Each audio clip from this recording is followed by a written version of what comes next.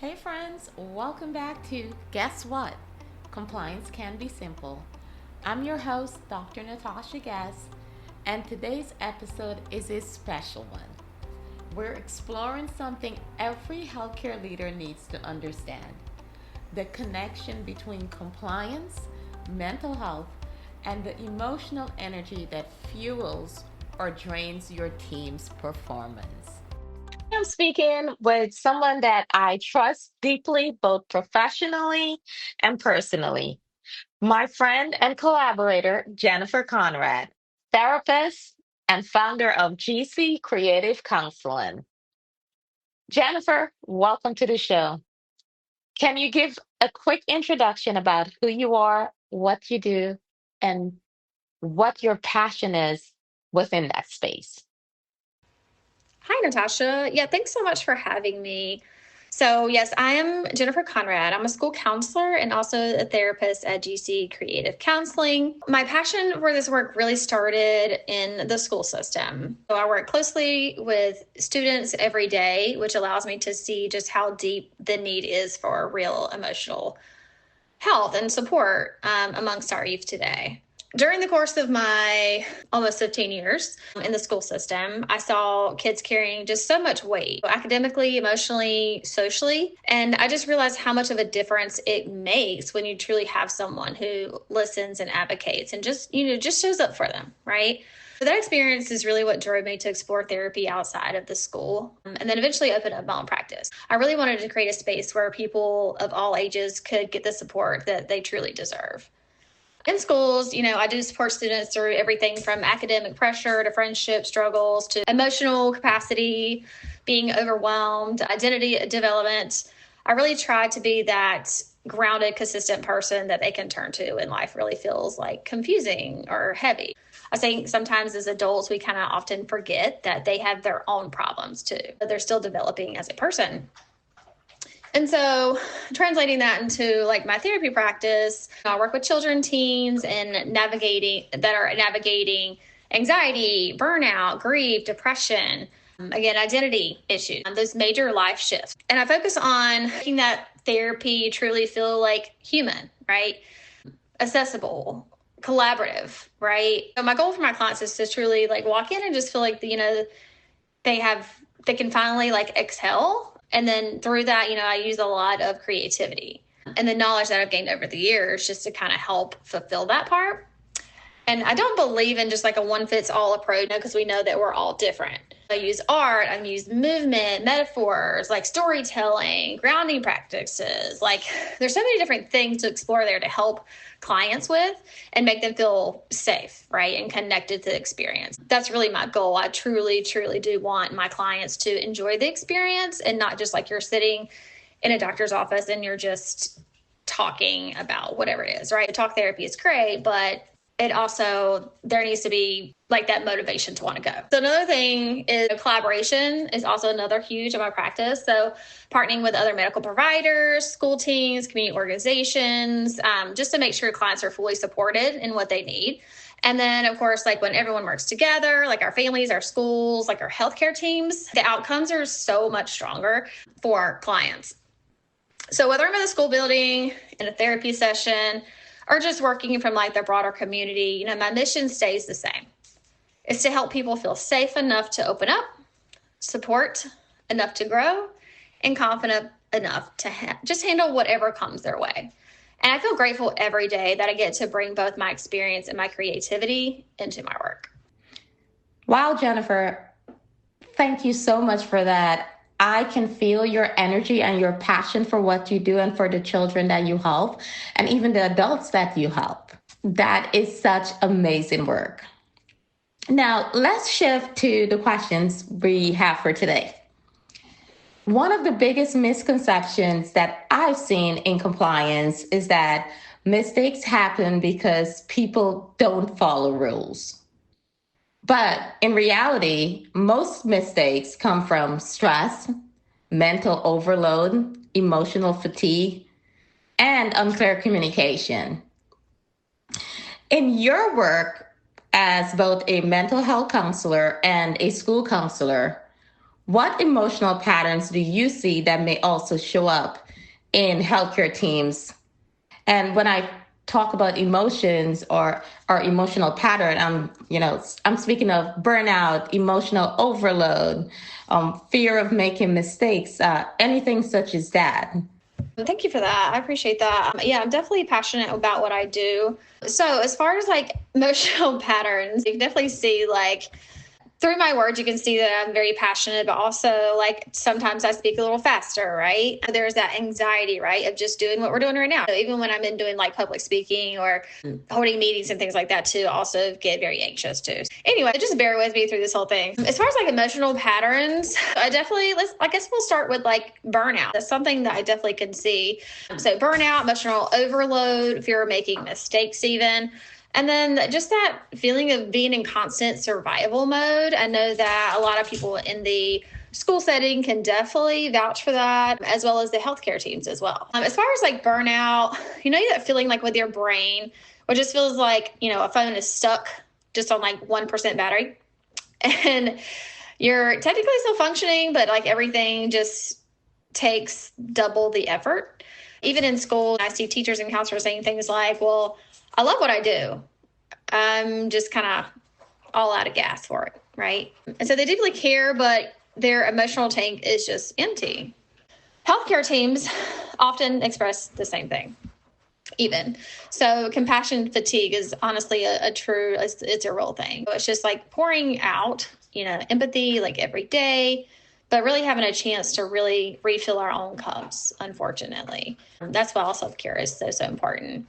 So another emotional pattern I would see would probably be like emotional overload, right? When the weight of everyone else's emotions starts to just feel like it's just sitting on our shoulder. For example, like in my counseling office, I might talk to, a student crying about her grades or like about another family problem or issue, maybe a friendship group, or maybe even something even more significant. And I won't go into detail of those, but they can sit really heavy on you, right? So by the end of the day, you're carrying all these pieces and all these stories with you. Even just like in healthcare team, the same thing, right? The staff might even see like a patient after patient, and then like even if they like want to leave work, those emotions don't always stop at 5 o'clock. If you're stopping at 5 o'clock, it is heavy just to care so much.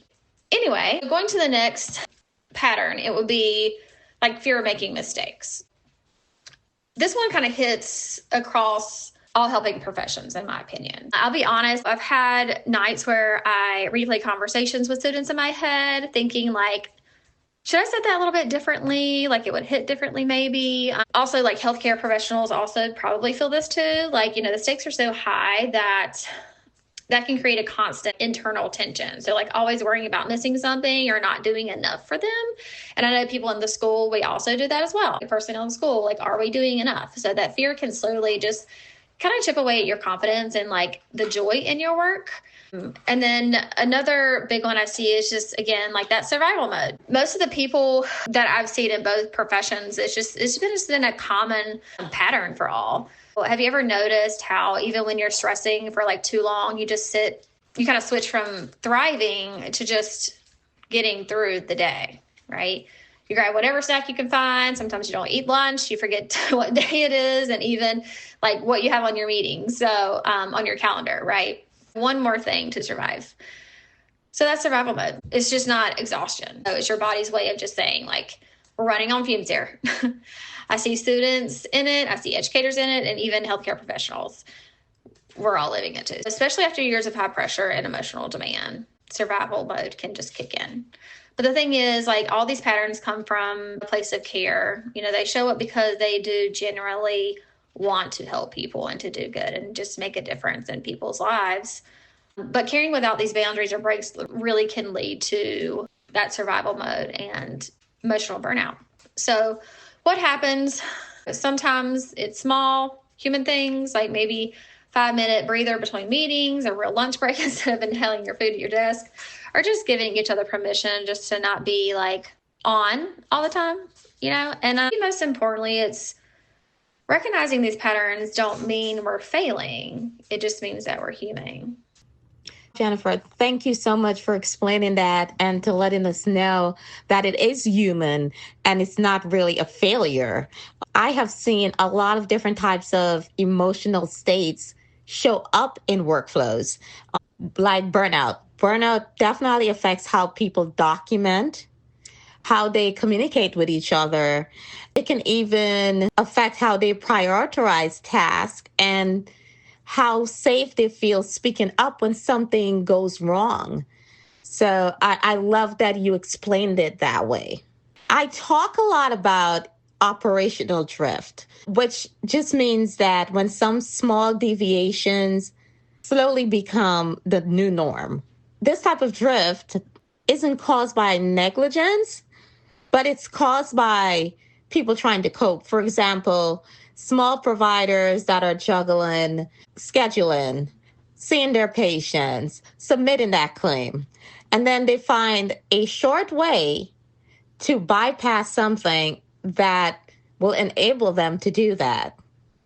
From your experience, supporting individuals under high stress or even working with individuals under high stress, why do communication gaps form so easily? And when I talk about these gaps, I mean unspoken expectations, fear of conflict, or just people, adults or children, avoiding conversation that makes them feel uncomfortable. Natasha, thank you for sharing that question with me. I really enjoyed the use of the vocabulary used, referring to as an operational drift. I really like that. You made a point into saying that. That kind of resonated with me.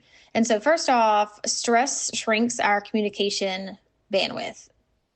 So, when people are running from client to client, charting between sessions, juggling insurance, or just trying to make it through to lunch, our brains go into this survival mode. And in survival mode, you just don't slow down and say, hey, let's clarify this real quick within the company, or hey, can we talk about what's not working right now, right?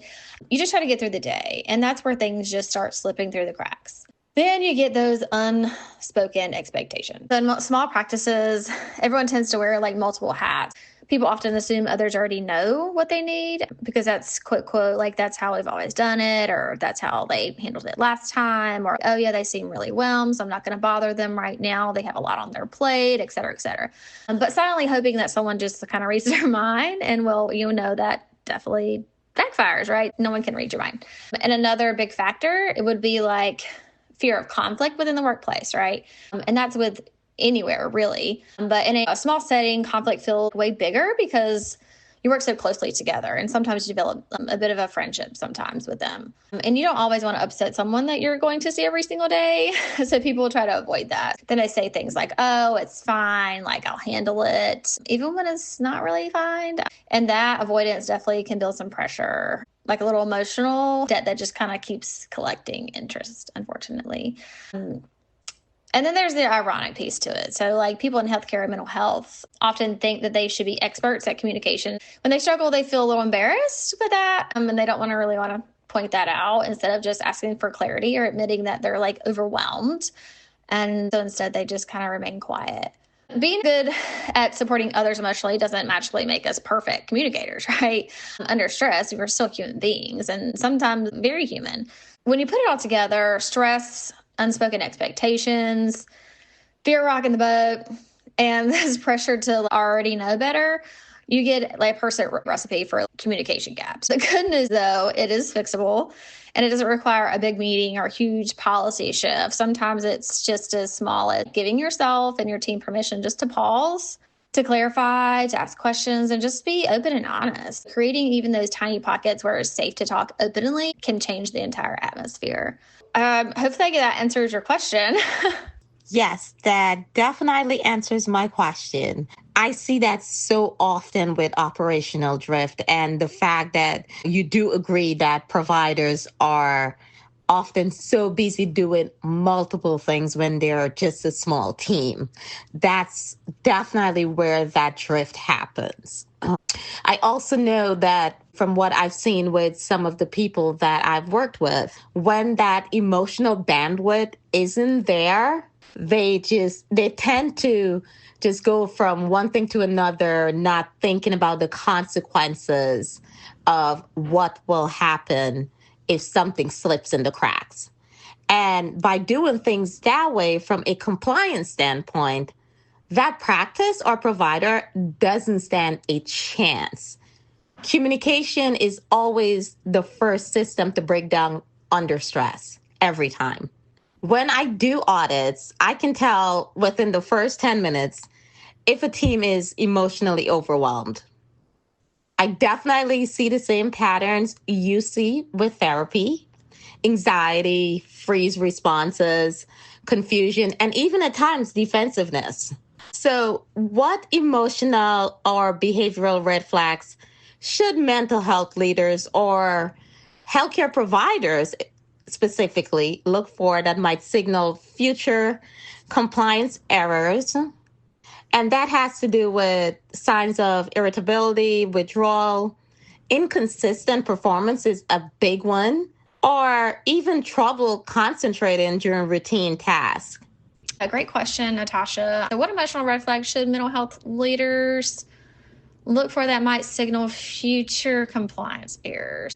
That is such an important topic because most compliance issues don't start with paperwork. They actually start with people who are feeling overwhelmed or stretched thin or emotionally shutting down. What I've seen is there have been a few big red flags that leaders probably should pay attention to. I know that we're saying like red flags, but I would just say that their big concerns is staff's like irritability, not just like a bad day, but like a shift in someone's baseline. If a staff member who's normally calm starts snapping at the small things or everything seems to kind of get under their skin, then that's a sign that they're carrying a little bit more than they can process probably. And irritability often means cognitive overload is what's happening. And then when that happens, details get missed, corners get cut, and compliance risk goes up. Secondly, withdrawal.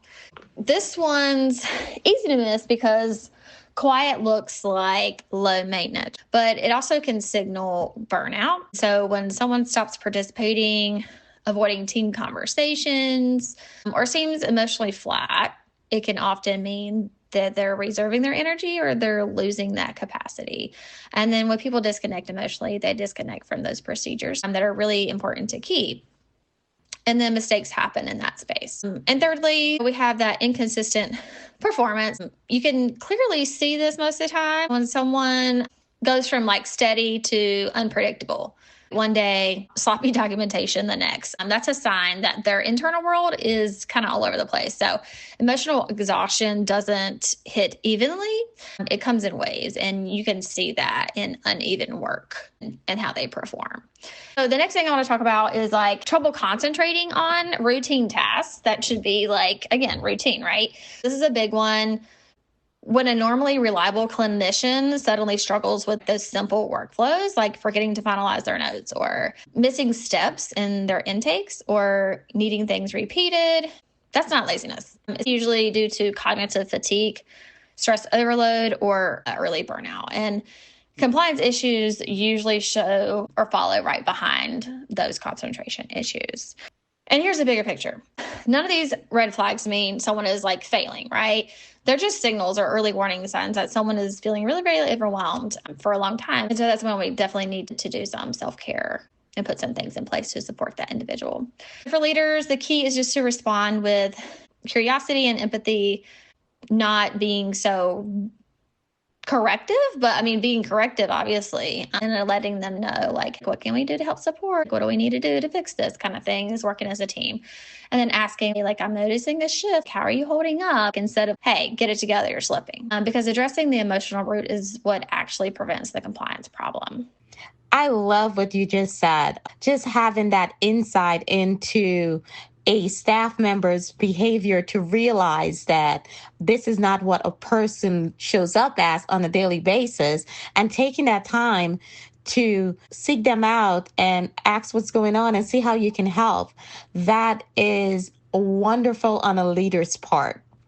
And also, I find that a lot of times with those behaviors or when those behaviors show up, there's always a deeper issue underneath. And when it comes to compliance, That deeper issue, if not fixed right away, always show up in an audit.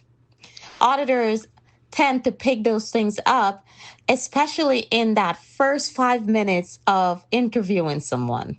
Now, let's talk about solutions. What practical emotional regulation tools can healthcare staff use during the day to stay focused, reduce errors? Things such as grounding techniques or short mindfulness breaks, or even a structured check in routine. Do you think things like this actually help? What is your recommendation in this? Yes, absolutely, Natasha. Before I begin into those strategies, I'm going to get a little clinical with you for just a moment because understanding why these tools work makes them a lot easier to take seriously, especially in a busy healthcare setting. I've been following Dr. Jennifer Sweeten, who is a neuroscientist. So I've learned a lot from her and why grounding strategies are so important. Here's the deal. Neuroscientists have found that when we're dysregulated, such as stress, being overwhelmed, emotionally flooded, two key parts of our brain start to go offline, and that is the anterior cingulate cortex and then the insula. Well, what the cingulate cortex does, it helps us with our self-regulation and our conflict resolution. And it basically acts like an internal traffic controller. It keeps us organized, it helps us make good choices and decisions, and manages the emotional impulses we have. We have that part of the brain, and then we also have the insula. And that's the part of the brain responsible for self-awareness. And then it helps us notice what's happening internally, and then kind of receives that incoming information from our brain. So if two of those areas are offline, what do you think is going to happen? We get instability, we get forgetfulness, we get insufficiency, emotional dysregulation, and obviously, yes, more errors. So to bring these parts of the brain back online, using grounding and regulation tools aren't just nice wellness ideas, right? They're actually neurological reset buttons. They help restore the exact brain functions needed for focus, accuracy, and, like you were saying before, compliance. Let me walk you through a few practical ones that staff can use right in the middle of the workday. One of the things that I think you mentioned was breathing resets. This is the fastest way to pull the nervous system out of overdrive is try 4-2-6 breath. Hold for 2 and exhale for 6. That long exhale tells your body we're safe, and it helps reboot that cingulate cortex so that you can think more clearly. You also can use ice. Ice is actually can help reset your vagus nerve in your brain, which also, again, is related to dysregulation. And then also grounding techniques. This one especially helps people with anxiety and depression, and oftentimes used with people who experience trauma. So grounding techniques such as the 5, 4, 3, 2, 1 method, naming 5 things that you see, 4 things that you feel, 3 things that you hear, 2 things you smell, and then 1 thing you taste. And it doesn't take long, but it does kind of get you out of that emotional whirl, and then they're just back in the present moment. Another strategy that you can do is called a mindful micro break. So it's nothing fancy. It's pretty short. It's about 1 to 2 minutes that you can do. So basically, you're just pausing and focusing on one sensory experience. So it can be even like your feet touching the floor, your hands on like a warming mug, or the sound of air moving around you. So these tiny resets do help stabilize that attention and reduce those racing thoughts. And sometimes, again, it's going to be hard to catch yourself because there's parts of your brain that are offline, but you can get there. Just taking that mindful moment is what it's called. The next thing I would say is having those structured check-ins, like you said. So this can be done individually or as a team before starting a shift, or maybe even after like a rough session. Maybe just asking yourself, like, where am I emotionally right now? How does my body feel right now? Do I really need to take this next client right now? Having that like self-awareness, right? But when you name what's happening, the insula actually wakes up. But when you take a small action to regulate, the cortex, the cingulate, actually comes back online as well. Again, grounding techniques are helping to support those parts of our brain come back online. Another thing that I would say is just having some physical resets, having a really quick stretch, walking down the hall, rolling your shoulders, like anything that moves energy through your body that helps shift you out of that dysregulation and just improves your concentration altogether. And so important to remember that doing these strategies, I mean, they're literal neurological maintenance. It's needed, right? So when we use grounding, breathing, mindful check-in, we're giving the brain what it needs to regain that accuracy, the stability, and then that cognitive clarity that is required for clinical work. And healthcare, especially mental health, that clarity, it isn't optional. It's what keeps us safe, keeps our clients safe, and keeps our work sustainable. Jen, thank you so much for being here with me today. For the listeners out there that would like to contact you, what is the best information or the best way that they can reach out to you? Thank you so much for allowing me to join you today, Dr. Guess. I'm truly grateful for this opportunity to share my experience and my knowledge with you. It's truly my hope that leaders use this information to better support and encourage their teams and to intentionally create a space where staff feel valued, not only as coworkers, but as individual people.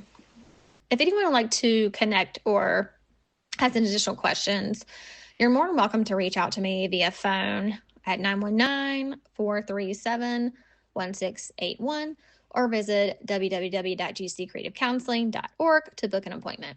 We do offer 15-minute consultations, which are complimentary. Thank you again for the opportunity to be a part of such a very, very important conversation. Thank you again, Jennifer, for joining the discussion today. This has been a wonderful discussion, and I truly hope that my listeners have learned something from this, because I have certainly learned a lot. For my listeners out there, if you'd like to strengthen your compliance foundation, you can reach me at Guess, where you can book a discovery call. The call is free, and it is not about selling anything to you. It's for me to learn about your practice and for us to see if you have any gaps that can be rectified. Until next time, keep it simple, keep it compliant, and take care of your patients.